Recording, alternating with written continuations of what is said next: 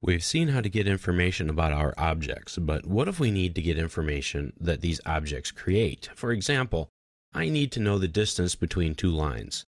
That info is not displayed in the Properties palette or in the List command. There are many tools, though, and utilities available to us in AutoCAD that will give us this information.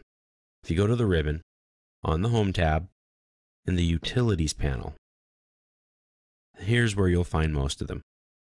Now open up the Blocks and Tables file. I still have it open from when we went over our last chapter.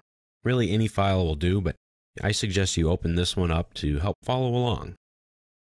Let's say you needed to find the coordinates of a point, or the coordinates of one of these light fixtures or lamps. Where are they located? Well, if you come up to the Utilities panel and select ID point, or just type in ID on the command line, find the center of the lamp and pick it with the left click. It shows you your coordinates, X and Y, and if you're working in AutoCAD, the Z. Very simple. You can only do one point at a time, but it's quick and easy to do that. It also puts it in your text window, so if you press F2, you can now select this point, your coordinates, copy it out and put it into a report, an email, etc. Now, AutoCAD also has another set of tools that will help you measure your geometric shapes. That's called Measure Geom. It's short, or a mashup sort of geometric measurements. Now, you can type in Measure Geom on the command line to open it up, or you can just type in MEA. It's also found right here on the Utilities panel. There are different flyout options for it: a distance, radius, angle, area, and volume. Each one measures what it states, and they all work in similar ways, but measuring the different types of data. So if you type in MEA on your command line, press enter, you will also get a list of all of these same options: distance, radius, angle, area, and volume. So however you want to use it, go right ahead.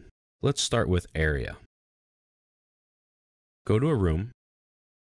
Let's say the laundry room. Maybe we need to find the area of this room so we can order enough tile.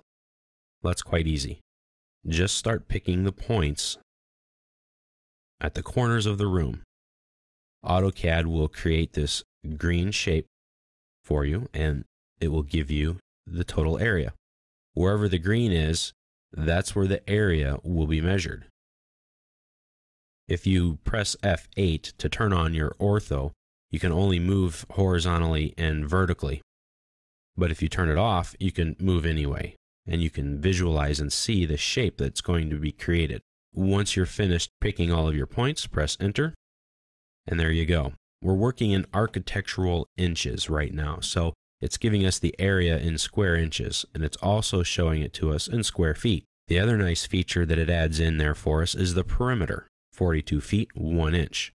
Now we know that we need 93.229 square feet of tile. So however much tile we need to order depending on its size, we now know. So that's a great bit of information. Just click exit and you're done. Press F2 and your information is right here.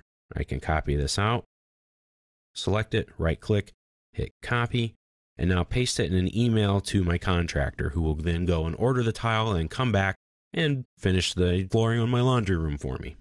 Very nice feature, very useful. Now, let me show you some other tricks that you can do with it though. Start the area command again, and remember, the command line gives you prompts for different options. I can select an object, I can add up different areas together, or I can subtract out areas. Let's see what happens when I select an object. Now, how much space do I need for this refrigerator? Well, I don't know. I can only pick a closed polygon, and this is a block, so I can't pick it. This file may be a bad example, but I can find out the closed area of this wall. As you see, everywhere that's highlighted in green, this is going to tell me that I have a 68.777 square feet of wall in this area. Now I can keep going in my command. I can find different things that I want, but let's continue with the area. Now, let's start with the add. Let's say I need to know a couple of different rooms. I need to know the total for tile that I'm going to need to order. Well, I can do each room one at a time, write them down, and then give them to the contractor, or I can just do this all at once. So we're going to pick Add Area, and let's just start picking our shape.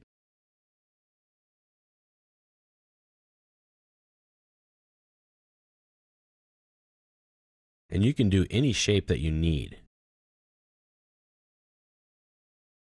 It cannot select arcs, but it will do straight lines from point to point. Once you've finished picking everywhere for your area, click Enter. And now the command keeps that area in memory and allows you to continue on. So I need to do this room now.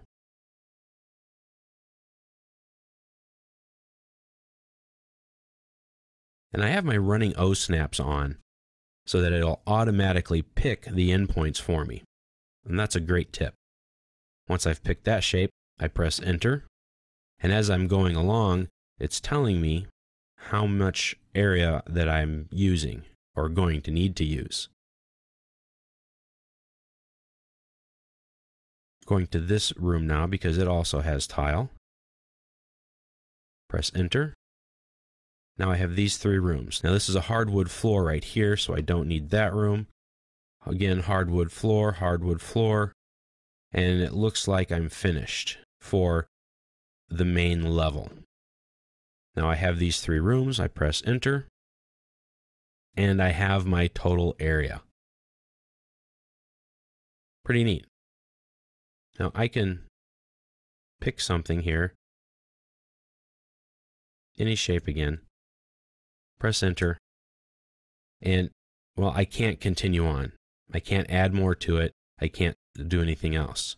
I have to start with the add area in order to get started.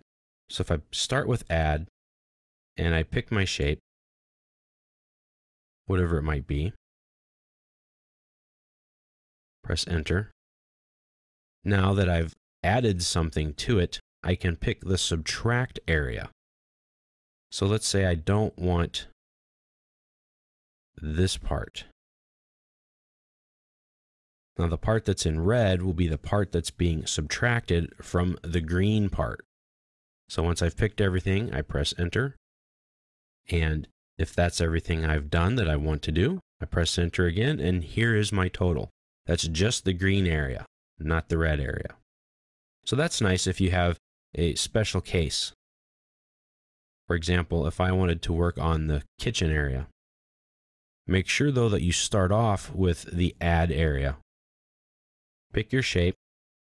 I'm just going to limit to what I'm doing here to give you an idea so we don't take forever just clicking. Here's my area for my kitchen. Let's say I don't want tile underneath my sink. Well, now I can use the subtract option and pick some points. These aren't the exact points I need, but in order to speed things up, I'm just going to give you an idea here. So there you go. Now I know enough tile minus the sink area of what I need. Now that's very useful indeed. And the fact that it puts everything in your text window so that you can copy it out and insert it into a report or to an email or so that you can just isolate it in some way is also very useful. Now the other features work essentially the exact same way. So let's say distance. I can find the distance between 2 points. There it is. If I start the distance command again, and I pick my first point, I get the option to be able to select multiple points or just pick my other point. So if I select multiple points or type in the letter M, I can measure several different points. So I can get the length that I'm going to need across this wall, or I can measure the perimeter of something. And it tells you your total distance. So it's very similar. Radius is also very simple. I just find an arc or a circle, I pick it, and it tells me the radius. You will be given the radius and the diameter, which is very nice. It is limited, though, that you can only pick one circle or arc at a time. It's not like the volume or the distance where you can measure multiple points or multiple rooms. So you can only measure one item at a time, but that's okay. That's typically all you're going to need. Now the angle command, there are a couple different ways that you can use it to measure something. You can pick the object, and it's very visual. It shows you the angle here, and it tells it to you. I can pick two lines, and it tells me the angle. So that sort of thing. You can also pick a vertex and then define the two lines. So start the angle command again, and it tells you here to select an arc, circle, line, or specify a vertex. So if I want to specify a vertex, I just type in the letter S, pick a point, say right here. Pick my first line, that's my starting line, and then it measures the angle. And it tells you what it is. Let's try that again. Start the angle command, press S to specify a vertex. I'll pick that point there. And now I'll pick this point here, and then I'll measure down to here. That door is open at 90 degrees. So that's how you do the angle command. Quite simple, very straightforward, pretty quick, and easy enough to use. Now, the last one I want to look at is the volume command. The volume command works exactly like the area, only once you've found an area, you give it a height, and then it will use the basic area times the height to give you the volume. So if we wanted to find the volume of the kitchen, I can find my area, and I'm going to simplify this area again.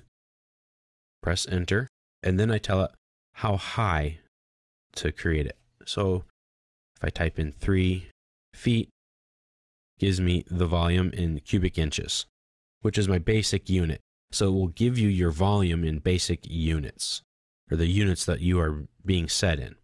So if you need to find a distance, a radius, an angle, an area, or volume of something, these are some very useful and great tools to use. When you're finished, just click Exit.